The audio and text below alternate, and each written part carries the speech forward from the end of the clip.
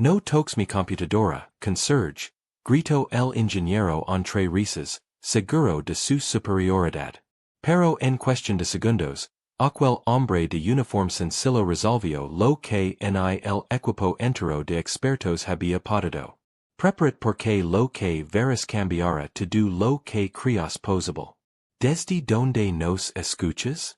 En la sala de conferencias más moderna de la ciudad, repleta de pantallas interactivas, gráficos en tiempo real y un air de superioridad flotando entre trajes caros y diplomas enmarcados, se escuchó una carcajada seca. El ingeniero jefe, un hombre de renombre en la compañía, señaló con burla al conserje que apenas había entrado para limpiar el suelo. No toques mi computadora, conserje, dijo entre risas, provocando la mofa de sus colegas. El conserje, un hombre de manos curtidas y uniforme desgastado, había notado que el sistema central estaba colapsando frente a los ojos de todos. Las gráficas parpadeaban, los números se disparaban y un proyecto milenario corría peligro. Nadie lograba encontrar el error. Habían pasado horas de intentos fallidos, gritos, llamadas urgentes y hasta amenazas de despidos, pero la pantalla seguía mostrando fallos incomprensibles. Él se detuvo frente al monitor, ignorando las risas que lo rodeaban. Sus ojos, acostumbrados a observar lo que otros no miraban, detectaron un patrón extraño en la mirada de códigos. No era un error cualquiera. Había algo más profundo, casi invisible para quienes confiaban ciegamente en su titulación. ¿Qué pasa? ¿Que no limpias los pasillos y ahora quieres jugar a ser ingeniero? Murmuró uno de los asistentes mientras el resto se carcajeaba. El conserje no respondió. Su silencio, lejos de mostrar su misión, transmitía una calma inquietante. Su dedo rozó el borde del teclado y, por un instante, la sala entera contuvo la respiración. El ingeniero jefe se cruzó de brazos sonriendo con arrogancia, pero dentro de sí empezaba a crecer un nerviosismo extraño. La computadora que tanto defendía había sido incapaz de ser controlada por él mismo. Aquel hombre sencillo descubría lo que él no pudo, las miradas se clavaron en el conserje. Algunos observaban con burla, otros con incredulidad y unos pocos en silencio, con una mezcla de curiosidad y temor. Nadie lo sabía aún. Pero esa mañana no sería recordada por el colapso de un sistema costoso. Sería recordada por el instante en que el hombre al que todos despreciaban demostró que la verdadera genialidad nunca se mide por el traje que llevas, sino por lo que eres capaz de hacer cuando nadie cree en ti. La tensión en la sala era palpable. Los ejecutivos se inclinaban sobre la mesa de cristal, murmurando entre ellos. Mientras los ingenieros golpeaban frenéticamente sus teclados, cada minuto que pasaba significaba miles de dólares en perdidas. El proyecto, una demostración en vivo para inversionistas extranjeros, debía iniciar en menos de una hora. Sin el sistema funcionando, todo el prestigio de la compañía estaba en juego. El ingeniero jefe Ernesto Aguilar sudaba bajo su saco impecable. Había construido una reputación baida en su intelecto y en su habilidad para resolver lo que nadie más podía. En su curriculum figuraban universidades de prestigio, reconocimientos internacionales y contratos con gobiernos.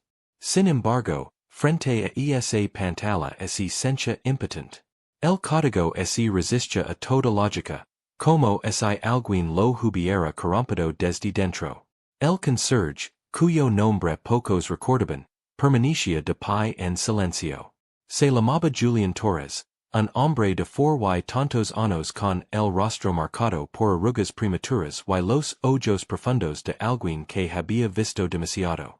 Desde hacía semanas, mientras limpiaba los pasillos por la noche, había notado irregularidades en los servidores. Sabía que algo no andaba bien. Nadie lo escuchó cuando trató de advertirlo. Saca ese hombre de aquí, exclamó uno de los directivos golpeando la mesa con la mano. No necesitamos más distractions. Pero Julian no se movió. La seguridad se acercó para escoltarlo y entonces él levantó la voz por primera vez. Si toquen esta computadora, perderán todo. El murmullo se detuvo de golpe. El ingeniero jefe arqueó una ceja y sonrió con desprecio. ¿Y qué sabes tú de esto? ¿Acaso pasaste una noche en el MIT? ¿Acaso fuiste contratado para pensar? Tú estás aquí para limpiar, no para hablar de sistemas que no entiendes. Julian respiró hondo y con calma respondió, entiendo más de lo que imagina. Las carcajadas volvieron a llenar la sala. Los inversionistas observaban desde el otro lado del vidrio, confundidos, preguntándoos por qué un conserje interrumpía una reunión de alto nivel. Ernesto, disfrutando el espectáculo, permitió que siguiera hablando solo para humolarlo más. Muy bien, señor Torres, ya que parece tan sabio, díganos qué hacemos. Ernesto extendió un brazo hacia la computadora como quien ofrece una trampa evidente. Sorprendanos. Julian se acercó al monitor. Sus dedos, acostumbrados a sostener escobas y trapos, parecían ajenos a la tecnología, pero en su mirada había una seguridad que descolocó a más de uno. Declaró una secuencia corta, casi invisible, como esa supera de memoria donde estaba el fallo. De pronto, las gráficas dejaron de parpadear. El código, que había parecido caótico, empezó a ordenarse ante los ojos incrédulos de todos. Un silencio sepulcral se apoderó de la sala. ¿Qué hiciste? El balbuceó Ernesto dando un paso hacia él. Lo que ustedes ignoraron, respondió Julian sin apartar la vista de la pantalla. El sistema no estaba fallando, estaba siendo manipulado. Un murmullo de sorpresa recorrió la sala. Algunos ejecutivos se levantaron de golpe, otros se miraron entre sí con el rostro desencajado. Si lo que decía era cierto, no se trataba de un error técnico, sino de un sabotaje. Ernesto, sintiendo que el control de la situación se lo escapaba de las manos, reaccionó con furia. Mentira, esto es un disparate, gritó, pero su voz sonaba menos firme que antes. Julian se apartó lentamente del teclado, dejando que la evidencia hablara por sí sola. En la pantalla, líneas de código malicioso se iluminaban en rojo, mostrando un rastro inequívoco de infiltración. No era casualidad, alguien había querido hundir la presentación. Los inversionistas al otro lado del vidrio aplaudieron tímidamente. No entendían del todo lo ocurrido, pero habían visto algo que los ingenieros no lograban. Un simple conserje había hecho lo imposible. Julian dio un paso atrás y con voz serena añadió, ustedes me ven como alguien invisible, pero las noches que paso aquí no son solo para limpiar. Escucho, observo, aprendo y a veces veo lo que ustedes no pueden. Algunos ejecutivos bajaron la mirada incómodos. Otros lo miraban como, si de repente vieran a un desconocido. Pero Ernesto, cegado por el orgullo, no podía permitirlo. Esto no significa nada, vociferó golpeando la mesa. Un truco de suerte nada más. Sin embargo, en el fondo, sabía que algo había cambiado para siempre. La otra. Eslevan al mismo origen. Ramiro Castañeda. Un silencio brutal cayó sobre la sala. Los flashes se multiplicaron. Los inversionistas boquiabiertos se giraron hacia Ramiro. El director general se levantó lentamente, el rostro desencajado. ¿Es esto cierto, Ramiro? Preguntó con voz grave. Ramiro, arrinconado, intentó reaccionar. Eso es un montaje, una trampa orquestada por este conserje y su cómplice. Su voz sonaba más desesperada que convincente. Julian, que hasta ese momento había permanecido en silencio con las manos esposadas, dio un paso al frente. Su vos razono como un trueno. Yo no necesito monte pruebas, Castañeda. Lo único que he hecho es limpiar lo que otros ensuciaron. Y ahora todos ven quién es el verdadero impostor. Los guardias dud eran. Algunos miraban a Ramiro, otros a Julian. La confusión era total. Lucía continuó con determinación. Aquí están las transferencias a cuentas en el extranjero, disfrazadas de consultorias. Y aquí las órdenes internas de manipulación de registros. Usted intentó destruir a Torres porque descubrió el sabotaje que usted mismo había planeado. Los gritos del público se intensificaron, los periodistas transmisión en vivo cada palabra y en segundo las redes sociales explotaron. Ramiro culpable. Justicia para Julian, el director general furioso, se giro hacia los guardias. Quiteno las esposas al señor Torres inmediatamente. El auditorio estalló en aplausos. Julian sintió la presión de las esposas liberarse y al frotarse las muñecas levantó el rostro hacia la multitud. No había rencareda, solo una calma firme. Ramiro, en cambio, sudaba. Su plan perfecto se desmoronaba frente a miles de ojos. Dio un paso atrás intentando recomponerse. No se dejan engañar, insistió. Aunque su voz era un susurro comparado con el clamor del público. Yo soy la mente detrás de esta compañía. Yo la levanto. Ese hombre no es nada sin mí. Pero la sala ya no lo pertenecía. Los inversionistas gritaban pidiendo explicaciones, los periodistas exigían respuestas. El director general lo señaló con mano temblorosa. Ramiro Castañeda queda suspendido de inmediato y será investigado por fraude corporativo. La seguridad, que minutos antes había arrestado a Julian, se volvió contra Ramiro. Este retrocedió desesperado, pero lo sujetaron con firmeza. No pueden hacerme esto, gritó forcejeando. Soy intocable. Julian lo miró a los ojos mientras lo sacaban del auditorio. La verdad siempre alcanza, aunque intentes enterrarla bajo montañas de mentiras. El público estalló en víters. Los aplausos retumbaron como una ola que lo envolvió todo. Lucía sonrió con alivio y Julian inclinó la cabeza hacia ella en señal de gratitud.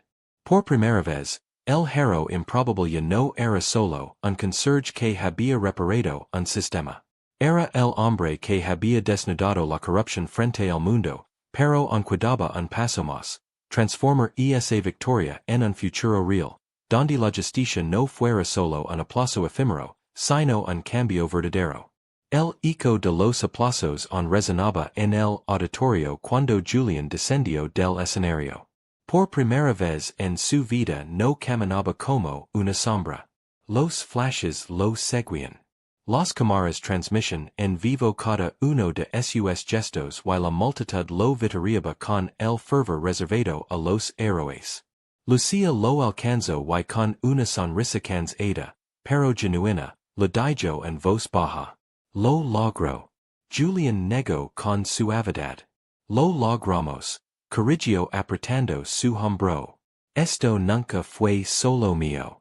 El director general se aproximó, todavía con el rostro rígido tras la humiliación de Ramiro, se aclaró la garganta antes de hablar. Torres, reconozco que lo fallamos. Durante años ignoramos lo que tenía frente a nosotros. Hoy salvo no solo la compañía, sino nuestra credibilidad ante el mundo. Lo extendió la mano, pero Julian dudó. No era resentimiento, era claridad. Sabía que una simple palmada no borraba años de desprecio. Finalmente aceptó el gesto, pero con una condición. Si de verdad que esto significa algo dijo con voz firme. Entonces cambian la forma en que ven a las personas aquí dentro. No más invisibles, no más talentos desperdiciados solo porque alguien viste un uniforme diferente. El auditorio estalló en aplausos nuevamente. No eran por el sistema ni por la compañía. Eran por las palabras que tocaban algo más profundo, la dignidad. Esa misma noche las noticias transmitieron la caída de Ramiro Castañeda, y bajo custodia policial, acusado de fraude y sabotaje corporativo. El escándalo salpicó a varios cómplices dentro de la empresa. Por primera vez en años la estructura corrupta temblaba. En contraste, la imagen de Julian se elevaba como símbolo global. Programas de televisión lo invitaban, universidades ofrecían becas honorarias y empresas internacionales compiten por contratarlo. Pero el rechazo todo con calma. No vine a buscar fama, repetía en cada entrevista. Solo hice lo que era correcto. Lo que nadie esperaba fue lo que propuso después. En una rueda de prensa, frente a docenas de micrófonos, anunció la creación de un programa interno llamado El lugar de todos, un espacio para capacitar a trabajadores de limpieza, técnicos, secretarias y empleados de base que quisieran desarrollar habilidades tecnológicas. Durante años escuch servidores zumbar mientras en ser pisos, dijo mirando a las cámaras. Y comprendí que el conocimiento no debería ser un privilegio, sino una oportunidad. Si yo puedo aprender en silencio, cualquiera puede hacerlo si hay alguien le da la oportunidad. El anuncio fue recibido con ovations. Los inversionistas, conscientes del impacto mediático, se sumaron al proyecto.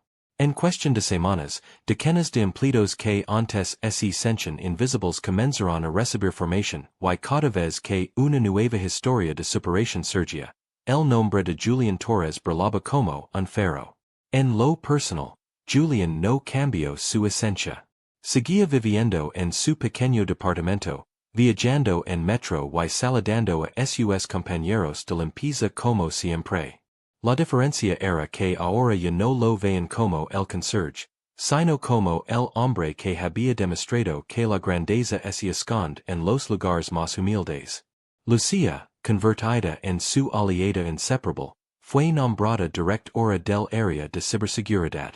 Juntos lideraron investigaciones internas que limpiaron la empresa de las últimas sombras de Ramiro. Una tarde, mientras caminaban por los pasillos relucientes de la compañía, Julian se detuvo frente a una placa recién instalada en la entrada. Grabada en acero se leía.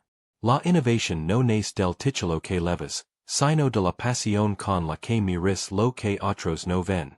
Lucía lo miró sonriendo. Lo escribió usted. Julian negó con suavidad. Lo escribimos todos. Y es la lección que nos dio esta historia. Y mientras las luces del atardecer iluminaban los ventanales del edificio, comprendió que la verdadera victoria no era haber derrotado a Ramiro ni haber salvado una empresa. Era haber encendido una chispa en miles de personas que en algún rincón del mundo ahora creen que también podían ser más de lo que otros esperaban. Porque la genialidad, pensó Julian, no es mide por diplomas ni trajes caros, sino por la capacidad de levantarse cuando todos te quieren ver. Si esta historia te conmovió, suscribid ahora mismo y acompañanos en más relatos donde la verdad siempre termina saliendo a la luz. Y no te pierdas el próximo video. Si tienes saldo, te pago el doble.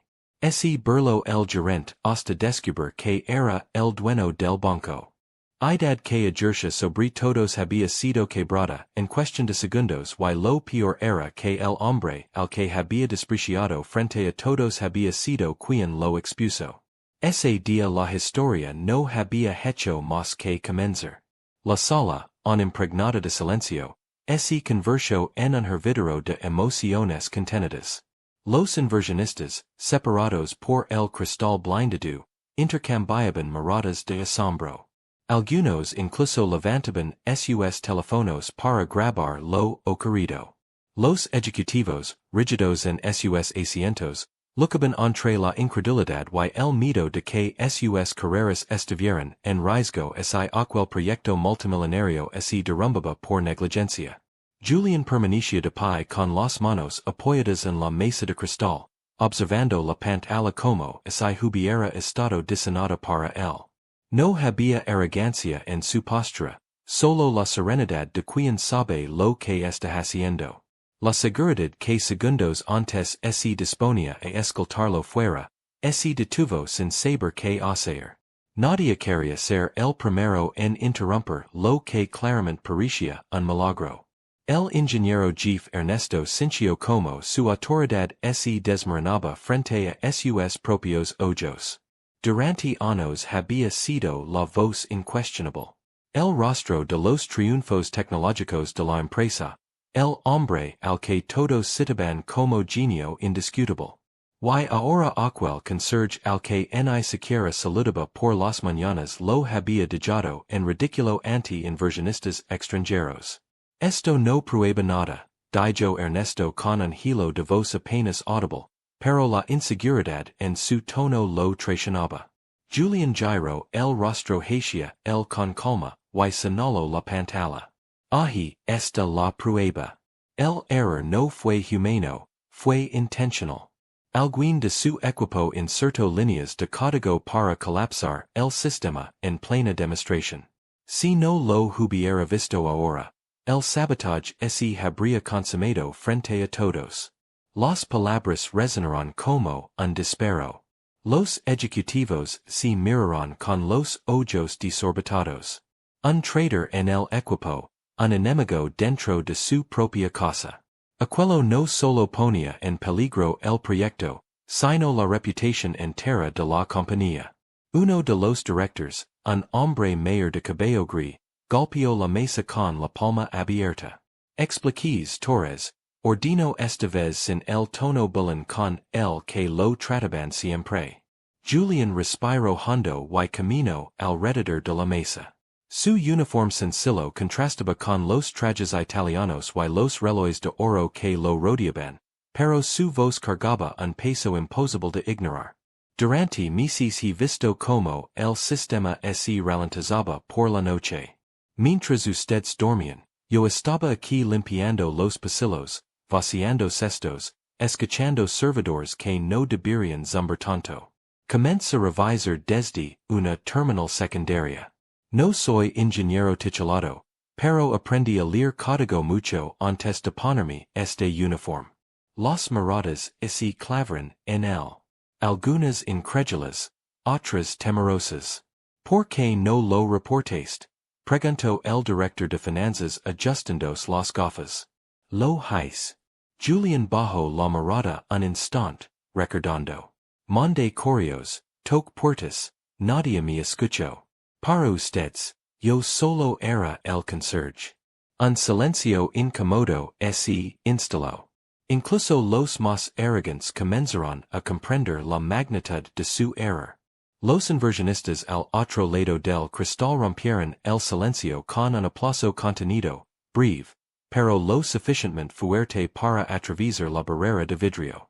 Ernesto apretó los puños furioso. Sentía como cada aplauso era un clavo en su orgullo. Basta de espectáculos. Gritó golpeando la mesa con el puño cerrado. Esto no es más que un truco barato, pero nadie lo apoyó. Ni uno solo de los presentes se atrevió a secundar sus palabras. Julián volvió a la computadora, tecleó unas líneas más y en cuestión de segundos la pantalla mostró un mapa completo de la infiltración. Direcciones IP, trazas digitales, nombres ocultos en su precisos. Todo quedó expuesto con brutal claridad. Un murmullo recorrió la sala. La evidencia era irrefutable. El director general, un hombre corpulento, con semblante siempre neutro, se inclinó hacia adelante, observando a Julián con atención renovada. Torres, dijo lentamente, como saboreando cada sílaba. ¿Puede usted salvar la demostración? Todos se tens eran. Esa pregunta equivalía a entregar las riendas del proyecto, al menos por un instante, al hombre que hasta hacia unos minutos ni siquiera existía para ellos. Julián levantó la vista. Su mirada no buscaba gloria ni venganza. solo había determinación. Sí, pero no bastara con reparar el daño. Tendremos que reestructurar el núcleo. Si lo hacemos ahora mismo, podemos lograr que todo esté estable antes de que empiece la presentación. El silencio se convirtió en expectativa.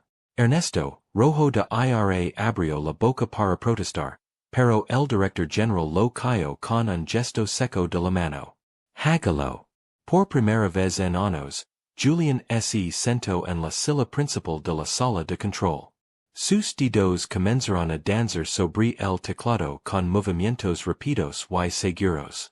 Cada comando ejecutado era un golpe de martillo derribando las paredes que habían encerrado su talento durante tanto tiempo. Los ejecutivos observaban en un asombro casi infantil.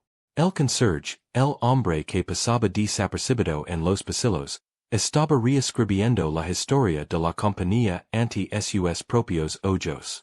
Detrás del cristal, los inversionistas grababan cada segundo. Lo que al principio parecía un espectáculo incómodo se estaba convirtiendo en un relato legendario.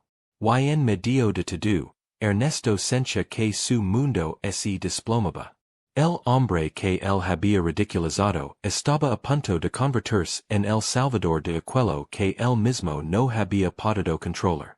Lo que nadie sabía todavía era que esta revelación apenas era el inicio.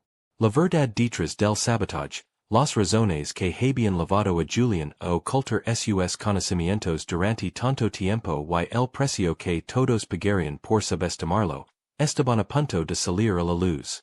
Las teclas resonaban bajo los dedos de Julián, como si fueran notas en un piano afinado. La sala entera lo observaba en un silencio reverencial. El conserje, ese hombre invisible que hasta hacía unos minutos nadie respetaba, se había transformado en el centro absoluto de atención.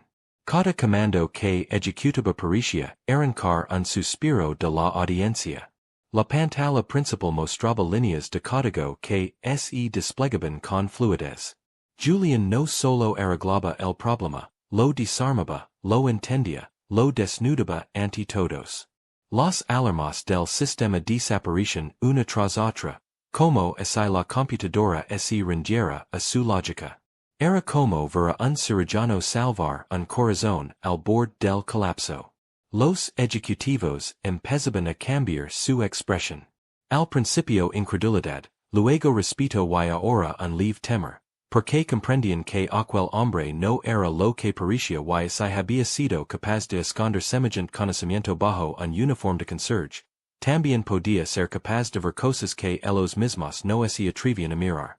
El director general se inclinó hacia adelante, los codos apoyados en la mesa siguiendo cada detalle. Sus ojos oscuros brillaban con una mezcla de admiración y cálculo. Sabía que estaba presenciando algo histórico, pero también entendía que un cambio de tal magnitud podía fracturar el delicado equilibrio de poder dentro de la empresa. Increíble, murmuró uno de los directores financieros sin poder contenerse. Julián, sin apartar la vista de la pantalla, respondió con voz serena. No es increíble. Solo había que mirar más allá de lo evidente. Esa frase cayó como un martillo. Varias cabezas se agacharon, conscientes de que nunca habían querido mirar. Ernesto, mientras tanto, hervía de rabia. Su rostro estaba desencajado, y la gota de sudor que corría por su 100 era testimonio de la batalla interna que libraba entre su orgullo herido y el miedo a perderlo todo. Esto es una locura, exclamó finalmente, levantándose de golpe. No podemos confiar la seguridad del proyecto a alguien que ni siquiera tiene credentials. El director general lo miró con dureza y sin embargo Aguilar es el único que está logrando resultados. Un murmullo de aprobación recorrió la sala. Ernesto quiso protestar, pero las miradas que lo rodeaban ya no lo sostenían. Había perdido el respaldo que lo había acompañado durante años. Julian terminó de teclear una secuencia crítica, y de pronto la pantalla cambió. El sistema, que hasta hacía minutos parecía un campo de batalla lleno de errores, mostró un gráfico estable, limpio, funcionando con una precisión impecable. Los inversionistas al otro lado del cristal estallaron en aplausos. Uno de ellos incluso levantó el pulgar sonriendo con entusiasmo. La sala, sin embargo, quedó en silencio. No era un silencio de incredulidad, sino de aceptación. Todos comprendieron lo que había ocurrido. El conserje había salvado el proyecto. Julian se levantó lentamente, apartándose de la computadora. Sus manos temblaban levemente, no por nerviosismo, sino por la descarga de adrenalina que había sentido al enfrentarse al reto. El sabotaje fue interno, dijo con firmeza. Si quieren evitar que vuelva a suceder, deberán empezar por revisar a quien le dan poder. Sus palabras apuntaban como flechas y aunque no mencionó nombres, todos giraron la cabeza hacia Ernesto. El ingeniero jefe palideció. Insinuas que yo balbució con los ojos desorbitados. Julian lo miró directo sin titubear. Digo que alguien con acceso privilegiado manipuló el sistema y tú eras quien tenía las llaves. El se cortó como un cuchillo. Los ejecutivos comenzaron a murmurar entre sí y el director general levantó una mano para exigir silencio. Esto es una acusación grave, Torres. ¿Tienes pruebas? Julian asintió. Camino de nuevo hacia la computadora y con unos comandos más abrió un registro oculto. En la pantalla aparecieron los accesos al sistema con fechas, horas y usuarios. Entre ellos resaltaba una entrada con el nombre de Ernesto Aguilar. Un murmullo ahogado recorrió la sala. Eso es imposible, dijo Ernesto la voz quebrada. Yo nunca.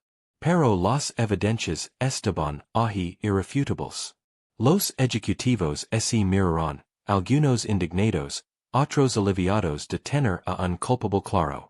El director general se incorporó, su sombra imponiendo sobre la mesa. Ernesto Aguilar, dijo con voz grave, a partir de este momento, queda suspendido de sus funciones hasta que se aclare su responsabilidad en este sabotaje.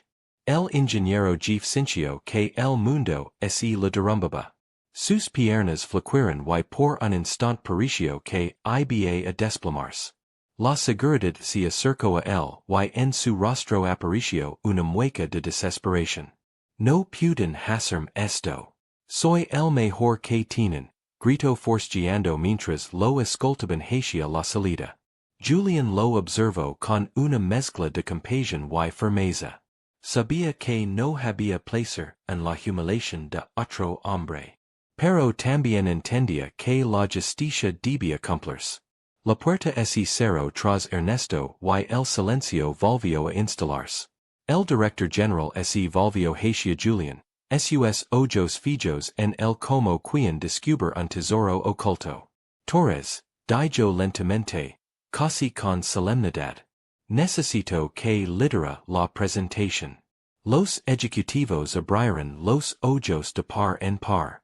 Un conserje liderando la demostración frente a los inversionistas más importantes de la compañía. La idea era impensable y sin embargo en ese momento era la única opción lógica. Julian respiró hondo. Nunca había buscado reconocimiento, nunca había querido estar en el centro de nada.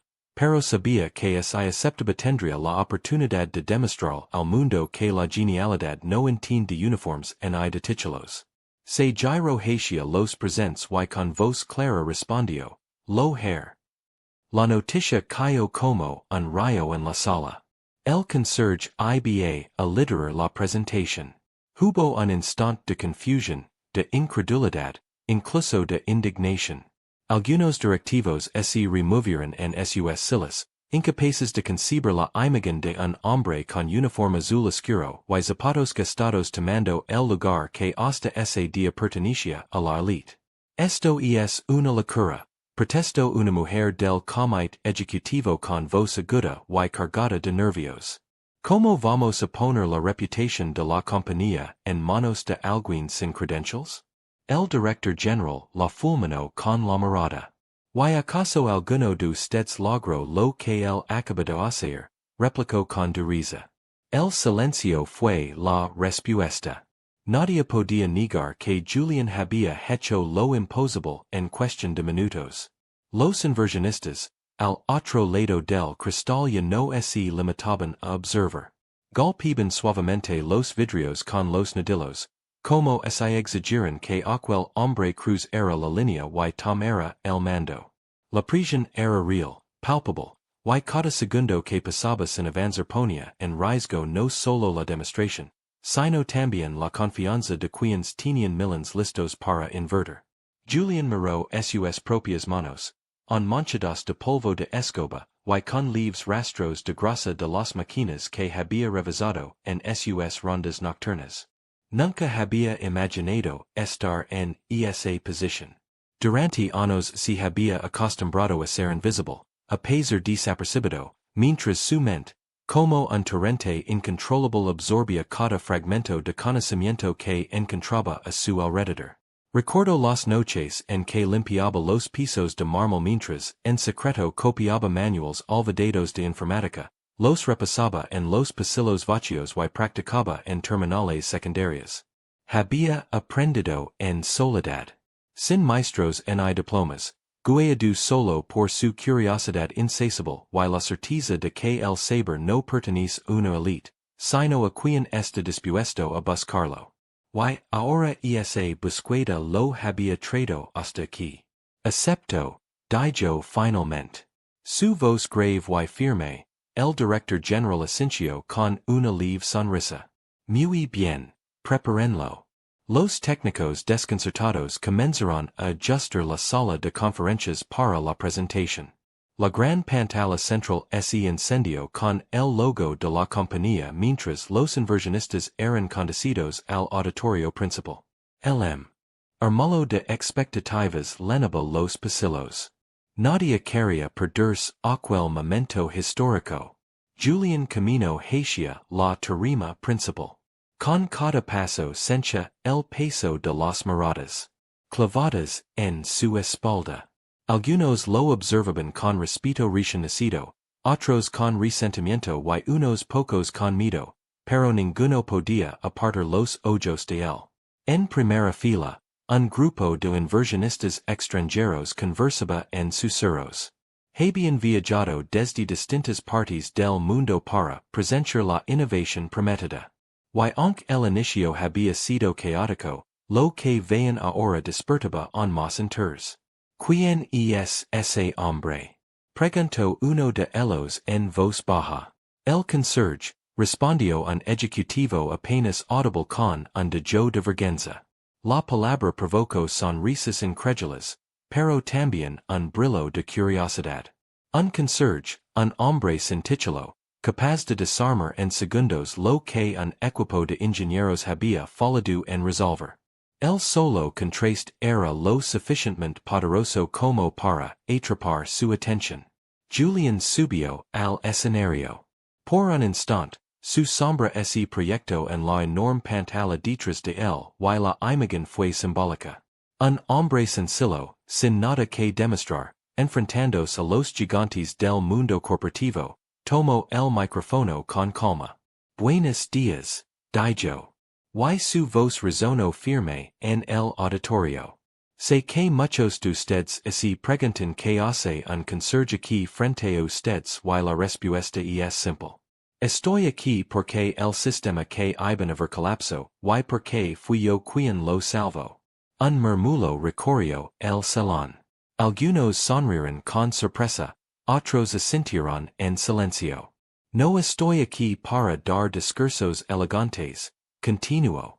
Estoy aquí para mostrarles la verdad. Esta compañía tiene tecnología capaz de cambiar industrias enteras, pero también tiene un problema. La arrogancia de quienes creen que el conocimiento es un privilegio de unos pocos. Sus palabras golpearon como martillazos. Los ejecutivos, sentados en la primera fila, bajaron la mirada incómodos. Hoy no verán a un conserje, añadió Julián con la mirada fija en el público. Verán a un hombre que dedicó su vida a observar, aprender y a resolver lo que otros ignoraran. Con un gesto activó la pantalla principal. El sistema que había reparado comenzó a desplegar su potencial. Gráficos dinámicos. Proyecciones futuristas. Simulations en tiempo real. La sala entera contuvo el aliento. Era la demostración que todos habían venido a ver, solo que ahora dirigida por alguien que jamás figuró en la nómina como ingeniero. Los inversionistas se inclinaron hacia adelante, fascinados. Algunos tomaban notas apresuradas, otros grababan cada segundo. Lo que al principio parecía un desastre se estaba transformando en un espectáculo aún más poderoso, porque tenía un elemento que ninguna presentación corporativa podía comprar. Autenticidad. Julián explicó cada paso con claridad, usando un lenguaje simple, pero cargado de lógica. No necesitaba tecnicismos rebuscados para impresionar. Hablaba como alguien que realmente entendía lo que mostraba, no como quien memorizó un discurso para sonar importante. El público estaba hipnotizado. Incluso los más escépticos empezaban a sentirse arrastrados por la fuerza de su honestidad. Mientras tanto, en una esquina, Ernesto observaba desde las sombras. No había sido expulsado del edificio todavía. Se había cuidado para presenciar el momento que temía. Su queda definitiva. Ver a Julián brillar donde él había fracasado era un tormento insoportable. Sus manos temblaban y en su interior ardía una mezcla venenosa de odio y desesperación. La presentación avanzaba sin tropiezos. Cada demostración era un golpe de gracia a las dudas. Cada explicación arrancaba aplausos contenidos. Y poco a poco Julián dejaba de ser el conserje en la mente de los presentes. Se estaba convirtiendo en algo más, un referente inesperado, un héroe improbable, una prueba viviente de que el talento verdadero no necesita permiso para brillar. Al final de la primera parte de la exposición, los aplausos ya no eran tímidos, eran fuertes, resonantes, casi unánimes. Julián bajó la mirada un instante, respirando profundamente. No estaba acostumbrado a ser visto y menos un celebrado, pero comprendió que aquello no era sobre él. Era sobre todos los que alguna vez fueron ignorados, ridiculizados o invisibles. Esa mañana la historia ya no pertenecía a la compañía, ni siquiera a los ejecutivos. Esa mañana la historia era de Julián Torres, el conserje que había demostrado que la genialidad puede encontrarse en los lugares más inesperados. Y aunque los aplausos retumbaban en sus oídos, Julián sabía que lo más difícil aún estaba por llegar, porque donde hay luz siempre surgen sombras.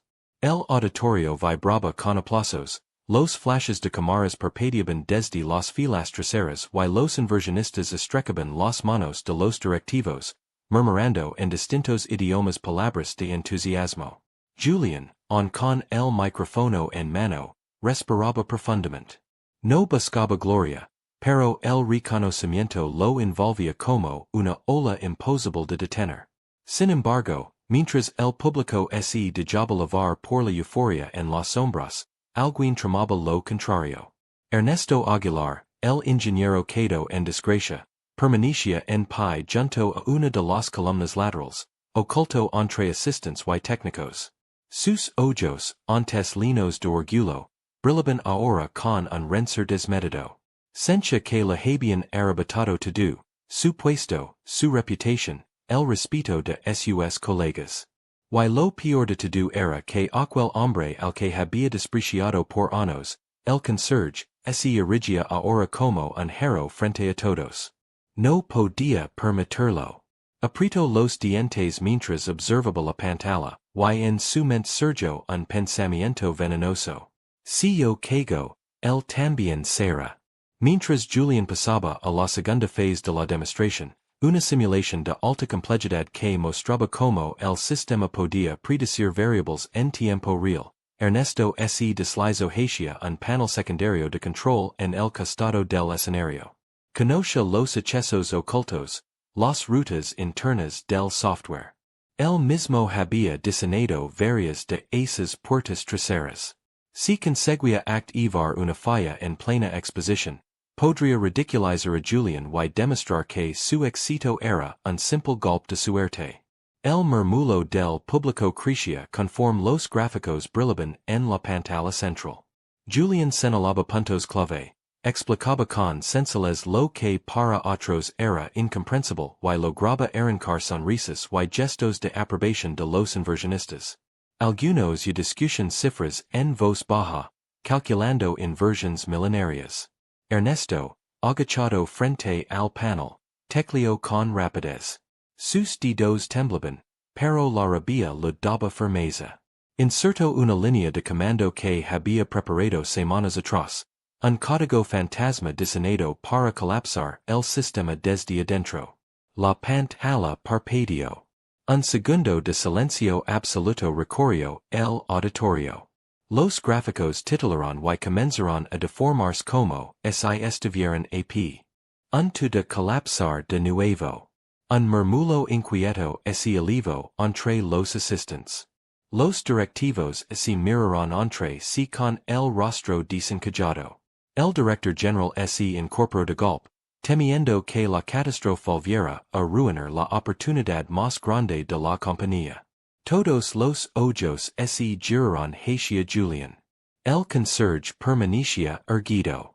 Su expresión serena contrastaba con el caos que se desplegaba en la pantalla. No parecía sorprendido. Sus ojos se habían pasado en Ernesto incluso antes de que el fallo apareciera. Lo había anticipado. Con calma dio un paso hacia la computadora principal. Tranquilos dijo. Su voz resonando clara y firme. No es el sistema lo que falla. Es alguien intentando que fall. Un murmullo más fuerte recorrió el auditorio. Los inversionistas giraron la cabeza hacia los directivos, exigiendo explicaciones con sus miradas. Ernesto se erguió tratando de mantener la compostura. No lo creen, gritó intentando sobreponerse al pánico. Él no es nadie, un simple conserje que juega a ser ingeniero. Esto es un montaje para humilarme. Pero sus palabras carecen de fuerza. Nadie podía ignorar lo que acababan de ver con sus propios ojos. Julian se inclinó sobre el teclado y en cuestión de segundos neutralizó el comando malicioso. La pantalla recuperó su estabilidad. Los gráficos volvieron a fluir y la simulación siguió su curso como si nada hubiera pasado. La rapidez con la que lo solucionó fue aún más impresionante que la primera vez. Un aplauso espontáneo estalló desde las primeras filas, esta vez con una fuerza arrolladora. El público fascinado se puso de pie. La ovación llenó el auditorio como un rugido ensordecido. El director general, con el rostro endurecida, se volvió hacia Ernesto. Basta. Su voz era cortante, definitiva. Tu juego terminó. La seguridad avanzó hacia él, pero Ernesto retrocedió con los ojos desorbitados. No entienden, vociferó desesperado. Yo soy el genio aquí. Yo construí todo esto. Sin mí son nada. El público lo observaba con una mezcla de repulsión y compasión. Era el retrato vivo de un hombre destruido por su propio orgullo. La seguridad lo sujetó finalmente y mientras lo escoltaban fuera del auditorio, Julian tomó el micrófono de nuevo. El verdadero genio, dijo con calma, no necesita destruir para demostrar su valor. El verdadero genio construye, comparte y hace que lo imposible sea posible para todos. Las palabras resonaron como una sentencia. Los aplausos volvieron a llenar la sala, esta vez más intensos, más sinceros. Ernesto fue arrastrado fuera, gritando palabras inconexas que se perdieron en el eco de la ovación. Julián, en cambio, permaneció de pie bajo las luces, no como un héroe que buscaba gloria, sino como un hombre que había defendido lo que era justo. Y mientras la multitud lo celebraba, comprendió que aquello no era solo una victoria personal, era un mensaje para todos los que alguna vez habían sido ignorados. La grandeza puede venir de los lugares más humildes.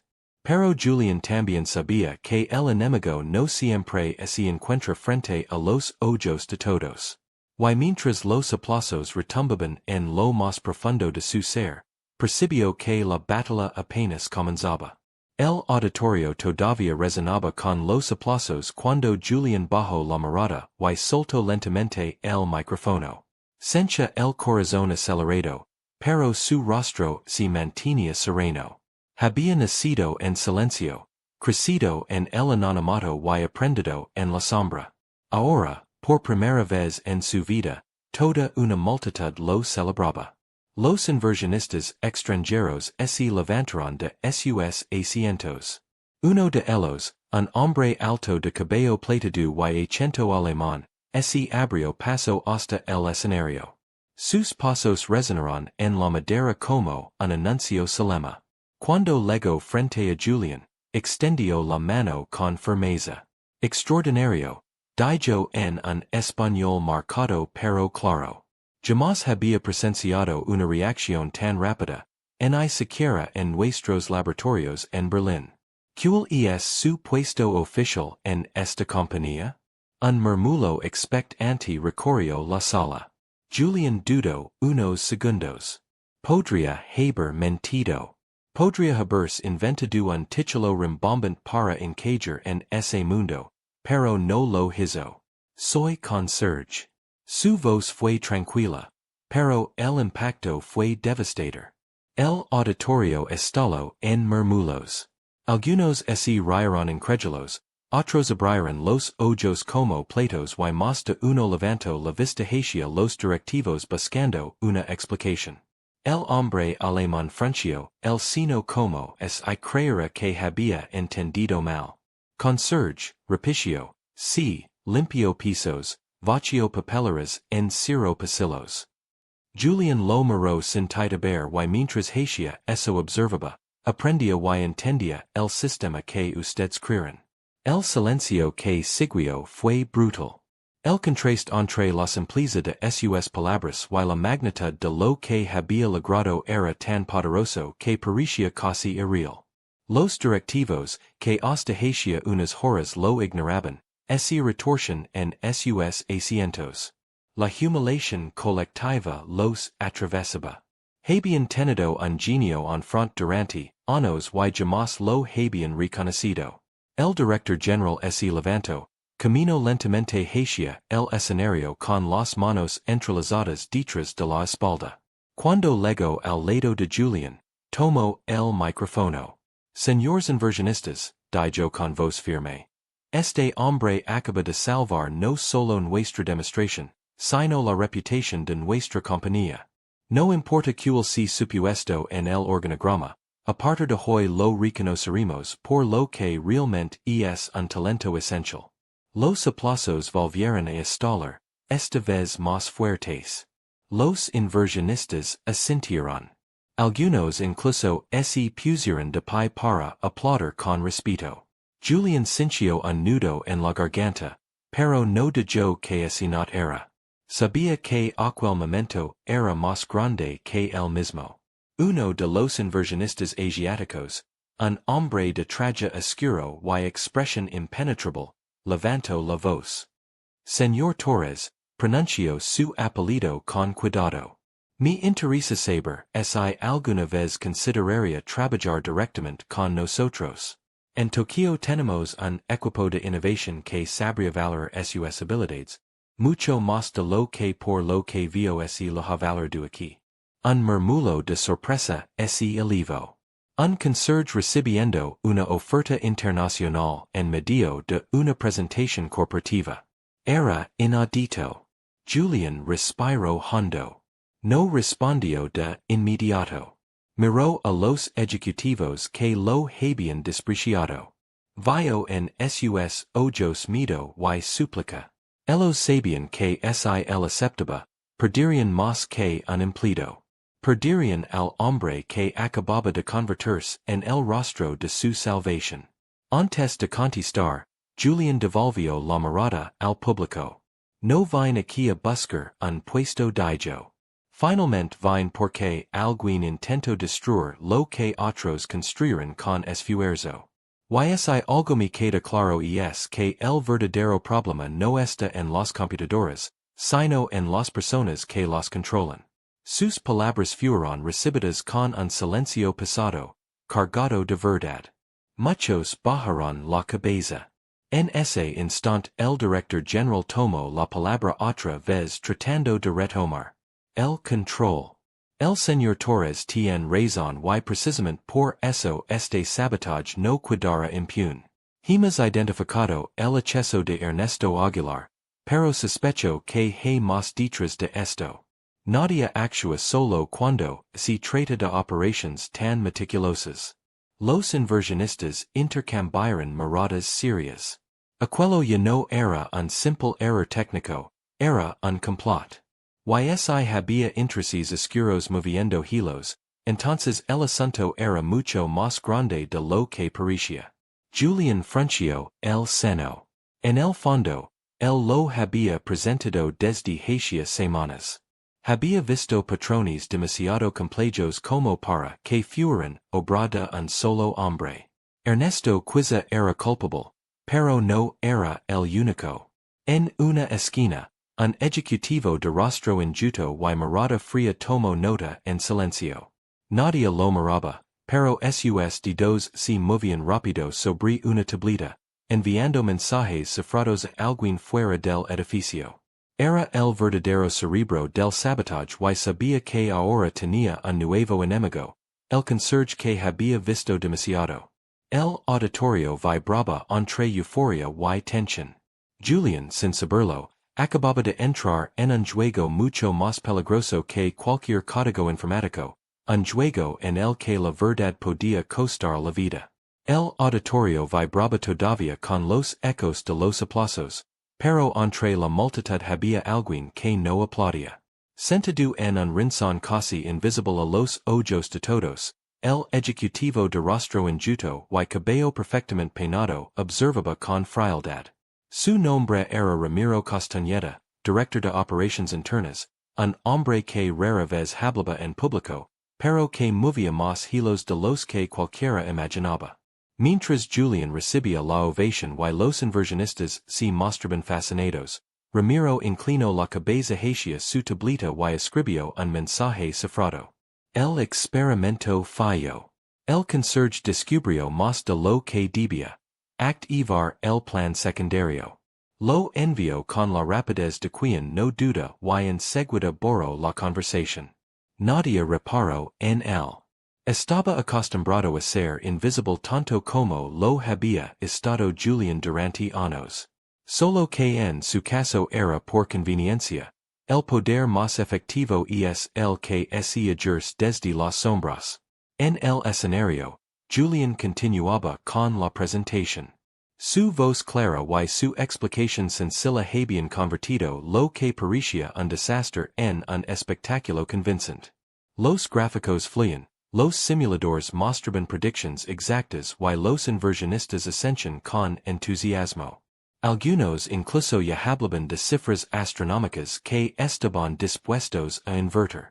El director general sonría con orgullo renovado. En su mente, Julián había pasado de ser un conserje a un símbolo de resiliencia y genialidad inesperada, una historia perfecta para los medios de comunicación. Ya imaginaba titulares, el conserje que salvó a la compañía. Ese tipo de narrativa podía disparar el valor de las acciones más que cualquier innovación tecnológica. Pero Ramiro no veía gloria en la oportunidad en Julián. Lo veía como un problema. Un hombre conocimiento suficiente para detectar los movimientos ocultos y peor aún con la credibilidad recién ganada frente a inversionistas internacionales. Si seguía hablando, podría desmantelar mucho más que un sabotaje. Podría desenmascarar toda una red de intereses sucios que Ramiro había tejido durante años dentro de la empresa. Mientras tanto, Julian concluía su demostración. Lo que acaban de ver no es solo un sistema reparado, dijo mirando al público. Es la prueba de que incluso cuando alguien intenta manipular la verdad, siempre habrá una manera de exponerla. El auditorio estalló en aplausos de pie. Algunos inversionistas se acercaron al escenario para felicitarlo en persona. Una mujer de acento británico incluso le entregó su tarjeta personal, asegurando que en Londres lo recibirían con los brazos abiertos si alguna vez decidía dejar esa empresa. El director general levantó la mano pidiendo silencio. Señores, creo que hemos presenciado algo más que una demostración tecnológica. Hemos visto el valor de la observación, la humildad y la inteligencia aplicada sin títulos ni etiquetas. En nombre de esta compañía agradezco al señor Torres por salvarnos. Los aplausos se intensificaron una vez más. Julian, incómodo pero agradecido, inclinó la cabeza en señal de respeto. No buscaba protagonismo, pero comprendía que en ese instante se había convertido en el rostro de algo mucho más grande que él mismo. En la penumbra del fondo, Ramiro ajustó el nudo de su corbata y murmuró para sí. Eso te costará caro, Torres. Con un gesto casi imperceptible, llamó a uno de sus asistentes de confianza. Un hombre robusto con auricular discreto. Le susurró unas palabras y el asistente desapareció entre las puertas traseras. El plan secundario había comenzado. Julian abandonó el escenario minutos después, rodeado de felicitaciones incómodas de los mismos ejecutivos que horas antes lo habían despreciado. Algunos lo estrechaban la mano con sonrisas falsas, intentando aliarse con él ahora que la balanza del poder había cambiado. Julian, sin embargo, percibía la hipocresía. Sabía que no todos aplaudían por respeto, muchos lo hacían por conveniencia. Mientras cruzaba el pasillo lateral, escuchó voces bajas entre los inversionistas.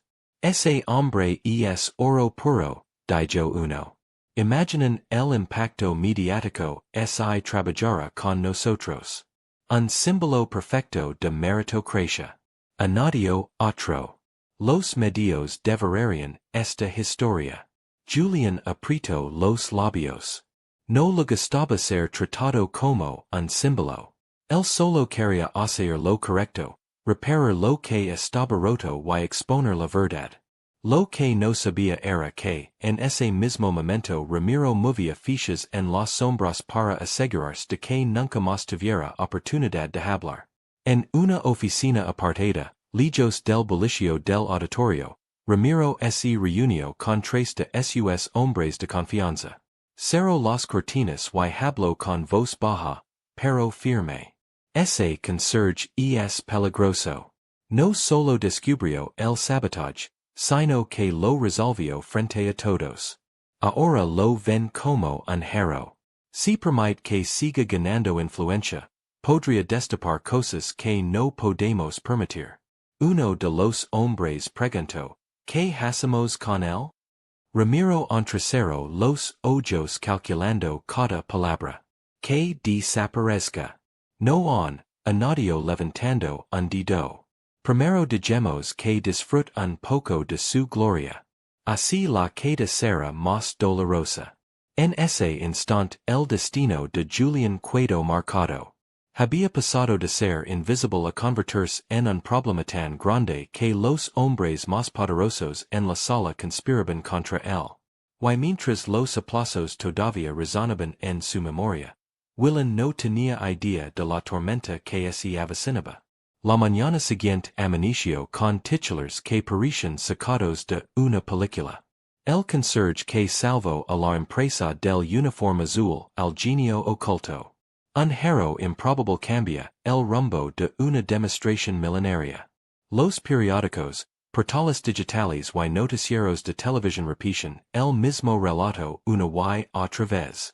Un hombre humilde había derrotado la arrogancia y los expertos y había salvado un proyecto que prometía revolucionar la industria tecnológica. Su rostro, hasta entonces desconocido, aparecía en todas partes. Una fotografía tomada en el momento en que desactivaba el sabotage se volvió viral. Julian inclinado sobre el teclado con el uniforme sencillo y la pantalla resplandeciendo detrás de él. Cuando llegó a la compañía ese día, los pasillos eran distintos. Ya no caminaba como un fantasma entre oficinas silenciosas. Los empleados lo miraban, algunos lo saludaban con timidez, otros con franca admiración. La invisibilidad que había cargado durante años se había disipado en una sola jornada. Señor Torres, lo llamó una joven recepcionista sonrojada mientras lo entregaba un café. De parte de la gerencia es un agradecimiento por lo de ayer. Julian lo miró con sorpresa, aceptó el beso y sonrió con amabilidad. No estaba acostumbrado a esos gestos. En el lobby principal lo esperaban periodistas con cámaras y micrófonos. Apenas lo vieron, corrieron hacia él. Julian, ¿cómo se sintió al derrotar a los ingenieros en su propio terreno? ¿Cree que el talento siempre triunfa sobre los títulos? Es cierto que recibió ofertas de trabajo en el extranjero. El barullo era ensordecedor. Julian, incómodo, levantó las manos. No soy un hero dijo con voz firme. Hice lo que debía. El sistema estaba en peligro y actu. Eso es todo. Las cámaras captaron cada palabra y aunque el intento restar la importancia, la frase, no soy un hero se convirtió en titular. La gente lo interpretó como humildad pura y su popularidad creció aún más. Dentro de la compañía, sin embargo, no todos comparten ese entusiasmo. En las oficinas ejecutivas, los directivos discuten acaloradamente. Esto es un desastre, gruñó uno de ellos. La imagen de la empresa ya no es el proyecto, es él. Todos hablan de Julian, no de la tecnología. ¿Y acaso no nos conviene? Replicó otro. El valor de las acciones subió un 18% en un solo día gracias a la prensa. El director general se mantuvo en silencio observando los titulares proyectados en la pantalla de la sala de juntas. Sabía que tenían razón en ambas cosas. Julian era un activo invaluable, pero también una amenaza para el orden establecido dentro de la jerarquía corporativa. Y en un rincón, Ramiro Castañeda escuchaba sin intervenir. Su semblante imperturbable ocultaba la satisfacción de quien veía avanzar su propio plan. En su mente, Julian no era un hero ni un activo, era un obstáculo que debía ser eliminado. Esa tarde, mientras el bullicio mediático seguía creciendo, Julian fue invitado a un pequeño acto interno de reconocimiento. En el auditorio principal, frente a decenas de empleados, el director general le entregó un diploma improvisado y unas palabras solemnes. Este hombre nos recordó que el conocimiento no tiene fronteras, dijo alzando la voz, que el talento puede surgir en los lugares más inesperados. Los aplausos fueron sinceros, aunque Julian apenas pudo contener la incomodidad. No buscaba diplomas ni ceremonias en su interior. Solo quería que la verdad sobre el sabotage saliera completamente a la luz. Al final del acto, varios periodistas lo interceptaron en la salida, entre ellos, un reportero de una cadena internacional que transmitía en vivo. Señor Torres, ¿qué tiene que decirle a la gente que lo ve como un ejemplo de superación? Julian lo pensó un instante y respondió con calma, que nunca subestimen a nadie por lo que leva puesto. Las palabras cargadas de verdad recorrieron las redes sociales como pólvora. En cuestión de horas, miles de mensajes inundaron la red. Todos somos Julian Torres. Hashtags con su nombre se volvieron tendencia mundial. Pero mientras la opinión pública lo elevaba, Ramiro movía fichas en silencio. Había convocado a una reunión privada con un grupo reducido de ejecutivos corruptos, aquellos que dependían de sus favors y cerraban los ojos a sus manejos financieros. Julian ya no es solo un empleado incómodo, dijo con voz baja, pero cargada de veneno. Ahora es un símbolo. Y los símbolos son peligrosos porque inspiran a otros. Si no lo detenemos, empezará a cuestionar todo lo que hacemos aquí dentro y eso no lo podemos permitir. Uno de los presentes, nervioso, preguntó, ¿qué propone? Ramiro entrecerró los ojos dejando entrever la frialdad con la que tomaba decisiones. Desprestigio. Primero mancharemos su imagen. Hermos que la prensa que hoy lo idolatra lo accuse mañana de fraude. Si eso no basta, tenemos otros métodos. El silencio se volvió pesado en la sala. Nadie osó contradecirlo. Esa noche, mientras Julian regresaba a su pequeño departamento en las afueras de la ciudad, recibió un sobre deslizado bajo su puerta. No lavaba remitente. Dentro había una sola hoja con letras recortadas de periódico. Vuelve a tu escoba, o te arrepentirás. Julian se quedó en silencio sosteniendo el papel. Sus manos temblaron apenas un instante, pero luego respiró hondo. No era ingenuo. Sabía que cuanto más burlaba, más oscuridad atraía hacia sí. Y lo que no sabía aún era que la verdadera guerra apenas estaba comenzando. Los días siguientes fueron un torbellino.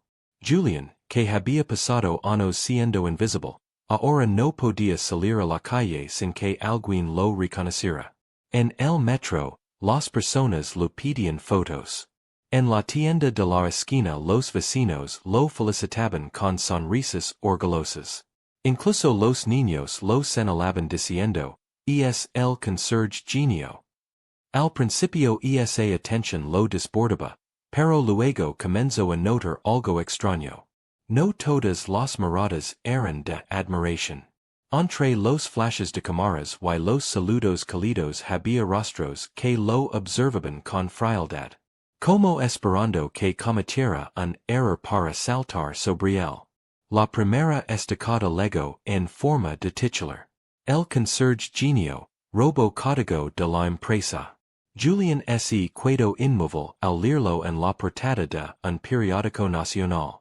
Dicen que él había accedido ilegalmente a los servidores, que había copiado información confidencial y que sus actos, en lugar de heroicos, habían puesto en riesgo la seguridad de miles de dólares en contratos. Las pruebas parecían contundentes, capturas de pantalla, supuestos registros de hechos, declaraciones anónimas de empleados que afirmaban haberlo visto manipulando equipos fuera de horario. Era un montaje. Julian lo supo de inmediato. El problema era que el público no lo sabía. En pocas horas, las redes sociales que lo habían encumbrado comenzaron a dividirse. Los mensajes de apoyo se mezclaban con insultos. Lo sabía. Nadie pasa de conserje a genio sin trampas. Seguro vendió datos a la competencia. Otro fraude mediático. Típico. Julian cerró el periódico y lo dejó sobre la mesa. Sus manos apretadas formaban puños. Sentía rabia, pero también una profunda tristeza, no por él, sino por las personas que habían creído en su historia y ahora veían su fe puesta en duda. Esa misma tarde lo llamaron a una reunión con el director general. El ambiente era tenso. Algunos directivos lo miraban con desconfianza, otros con abierta hostilidad. Torres, comenzó el director general serios. Sabemos lo que hizo por esta compañía, pero la situación se ha vuelto insostenible. Hay inversionistas que ya están preguntando si trabajamos con un saboteur dentro de nuestras filas. Saboteur. Julian casi no pudo contener la indignación. Ustedes vieron lo que ocurrió. Yo desmantel el sabotage. No lo provoque. Uno de los directivos golpeó la mesa con la mano. Entonces, expliquinos cómo aparecen tus hechizos en los registros.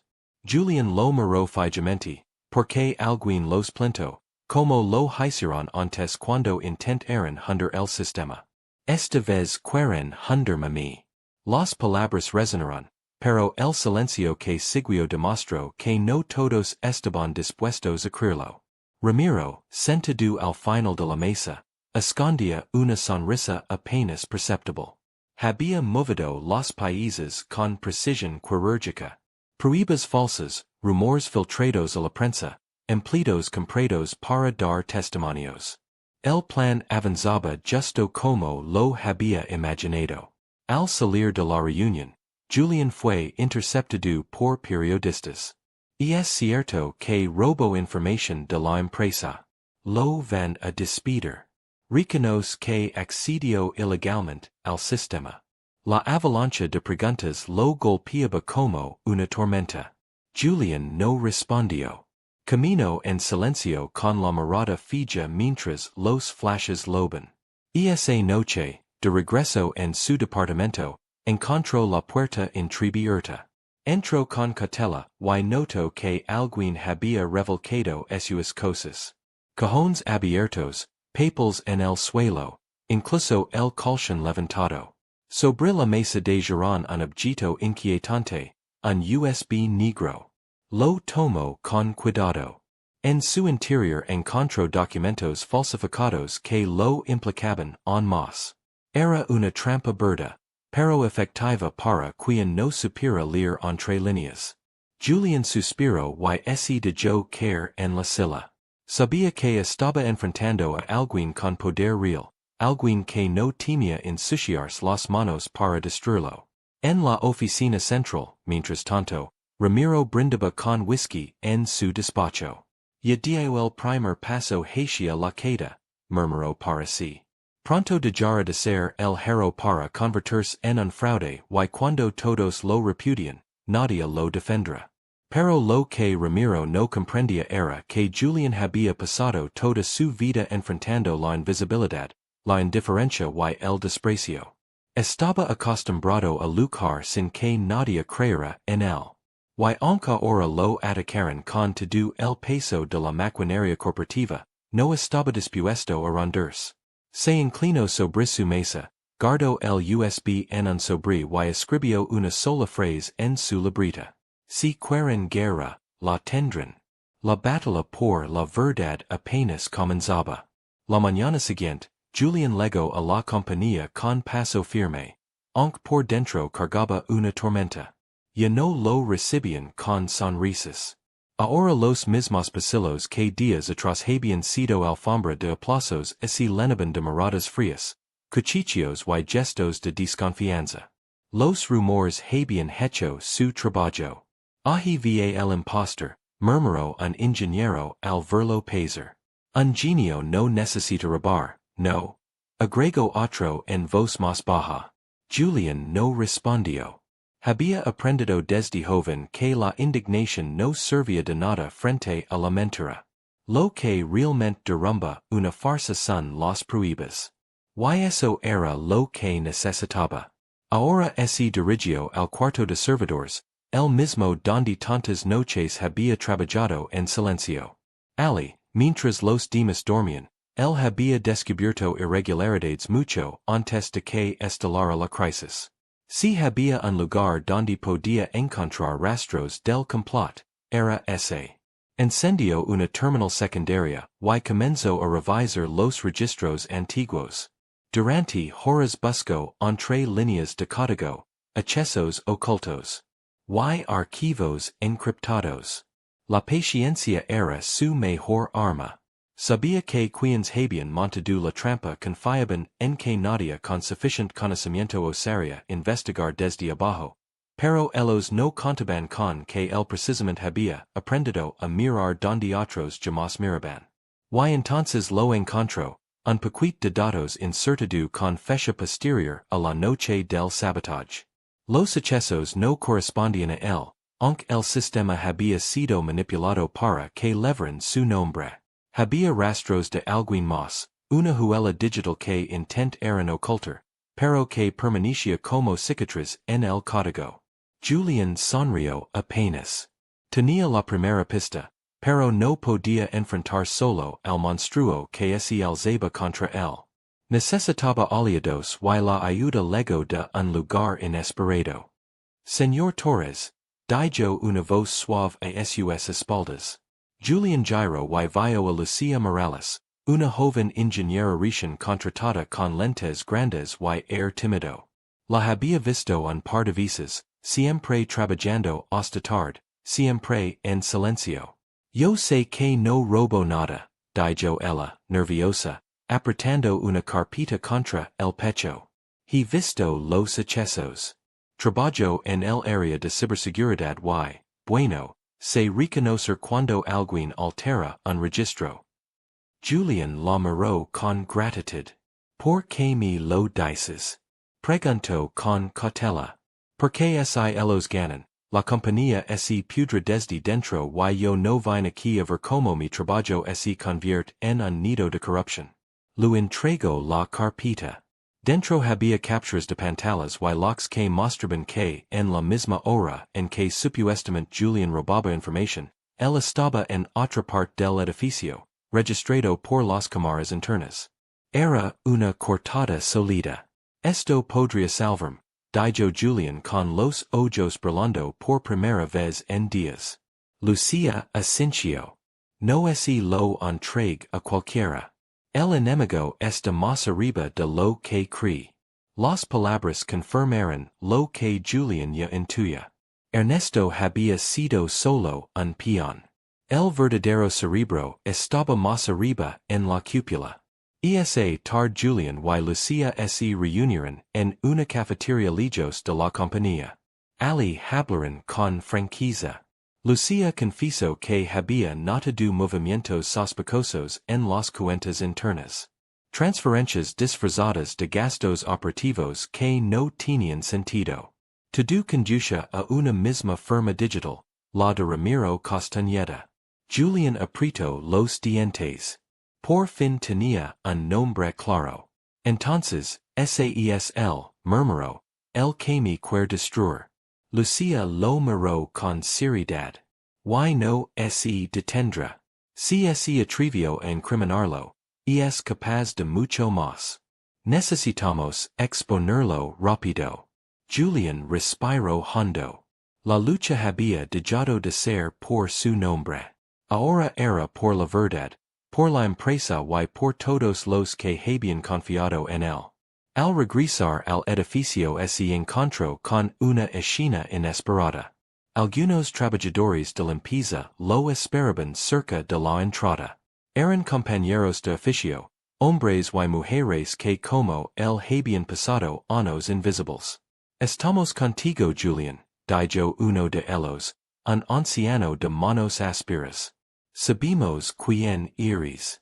No te dejes tumbar por esos de arriba. El nudo en la garganta de Julián casi lo venció.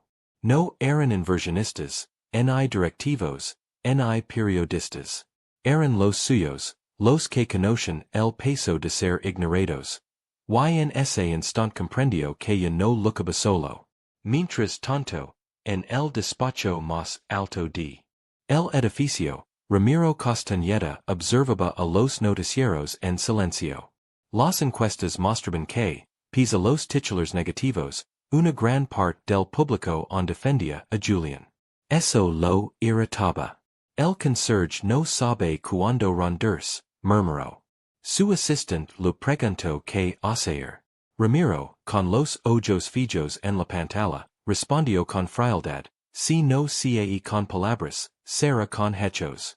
Preparan algo que lo hunda definitivamente. El juego había escalado y Julián lo sabía. La siguiente llegada de Ramiro no sería solo un rumor, sería un ataque directo. La semana siguiente comenzó con un silencio extraño en la compañía. El bullicio habitual de teclados y teléfonos parecía haber desaparecido, como si todos esperaran algo inminente. Julian lo sintió apenas cruzó las puertas, ese air cargado de sospecha, ese murmullo apenas contenido en los pasillos, no tardó en descubrir la razón. En las pantallas gigantes del lobby, los noticieros transmisión en vivo un escándalo explosivo. Conserje estrella, acusado de vender secretos corporativos al extranjero. Mostraban supuestos documentos filtrados que lo implicaban en transferencias ilegales hacia cuentas en Suiza y mensajes adulterados que sugerían que había ofrecido información a competidores.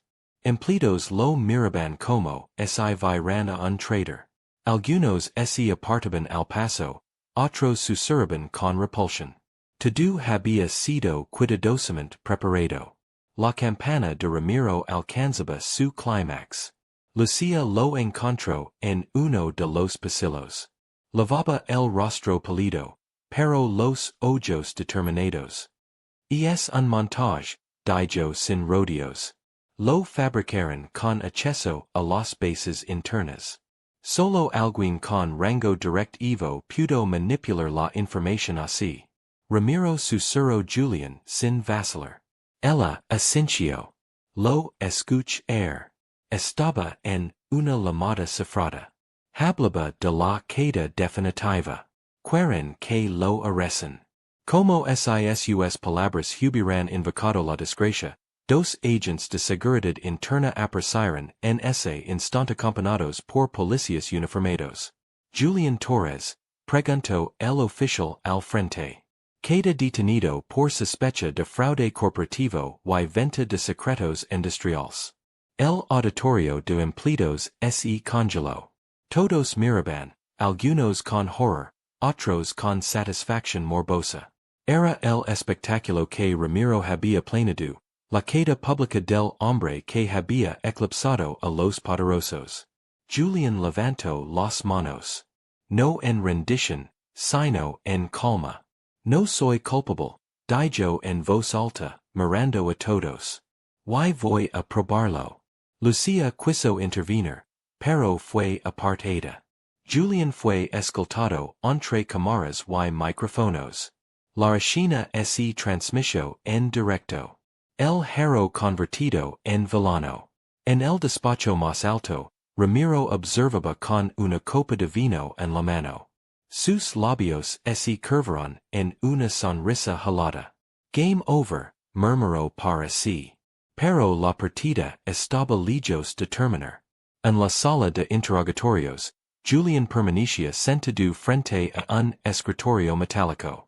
Los oficiales lo presionaban con documentos, gráficas y extractos bancarios falsificados. Cada acusación estaba diseñada para ser irrefutable. Todo apunta a usted, Torres. El oficial lanzó una carpeta frente a él. Algo que Decker. Julian respiró hondo. Sí. Clavó la mirada en el oficial. Revisan los metadatos. Ninguno coincide. Alguien insertó estas pruebas desde dentro usando accesos directivos. El policía lo miró incrédulo, pero anotó sus palabras. Mientras tanto, en el edificio, Lucía se movía rápido. Había conseguido acceso a los registros centrales gracias a un contacto en ciberseguridad. Lo que descubrió la dejó helada. Ramiro había utilizado identidades prestadas para incriminar a Julian, pero había cometido un error mínimo. Una firma digital repetida en varias transacciones lo vinculaba directamente. Con el corazón acelerado, copió todo en un disco externo. Sabía que era demasiado arriesgado entregarlo dentro de la empresa. Tenía que exponerlo públicamente. Vamos a necesitar un escenario grande. Susurró apretando el disco en sus manos y lo encontraron. Director General había convocado a una conferencia internacional para responder a la crisis y asegurar a los inversionistas que la compañía estaba bajo control. Ramiro planeaba usar ese evento para anunciar la expulsión definitiva de Julian, salando así su reputación como villano. Pero Julian y Lucia tenían otros planes. El día de la conferencia, el auditorio estaba repleto. Cámaras de televisión transmisión en directo. Periodistas tomaban asiento y los inversionistas ocupaban las primeras filas. Ramiro, impecable en su traje, aguardaba con una sonrisa fría. Todo estaba listo para la humillación final. Los guardias trajeron a Julian Esposito como parte del espectáculo. Querían mostrarlo como un criminal frente al mundo. La prensa se abalanzó sobre él con preguntas agresivas, flashes y micrófonos. Traicionó a la compañía, vendió secretos al extranjero. ¿Emite su culpa? Julian Sereno no respondió. Su mirada buscaba a Lucia, entre la multitud. Ella estaba allí al fondo sosteniendo el disco con las pruebas que podían salvarlo. Ramiro tomó el micrófono. Señoras y señores, dijo con voz solemne. Esta compañía ha sido víctima de un fraude sin precedentes. Un hombre que se hacía pasar por hero resultó ser un impostor. Hoy restauraremos la verdad, la multitud murmuró. Las cámaras enfocaron a Julian, que permanecía inmóvil. Entonces Lucia avanzó entre la gente, su voz temblando pero firme. Eso es mentira. El auditorio se volvió hacia ella. Ramiro la fulminó con la mirada, pero ella levantó el disco. Aquí están las pruebas. El verdadero culpable es usted, Ramiro Castañeda. Un murmullo de choque recorrió la sala. Las cámaras giraron hacia Ramiro, que por primera vez perdió la compostura. Julian alzó el rostro. El momento había llegado. El auditorio quedó paralizado. El murmullo de periodistas y asistentes se convirtió en un rugido confuso de voces y flashes. Todos apuntando a la joven ingeniera que sostenía en alto el disco con las pruebas. Ramiro, que segundos antes dominaba la escena con una seguridad fría, se quedó helado. Sus ojos oscuros y fríos se clavaron en Lucia como dagas. ¿Qué está diciendo esta mujer? Replicó con voz cargada de desprecio, aunque el temblor en su mandíbula lo delataba. Es una asistente sin rango, manipulada por este impostor. Lucia respiró hondo, consciente de que se estaba jugando la carrera y quizá la vida. Avanzó hasta el escenario ignorando a los guardias que intentaron detenerla. No soy una asistente, dijo, su voz resonando con claridad gracias a los micrófonos que captaban cada palabra. Soy ingeniera en ciberseguridad y he restrido las huellas digitales detrás de todo este montaje. Inserto el disco en la computadora central del auditorio. Las pantallas gigantes se iluminaron con líneas de código, registros y gráficos. Estos son los hechos que incriminaron falsamente al señor Julian Torres.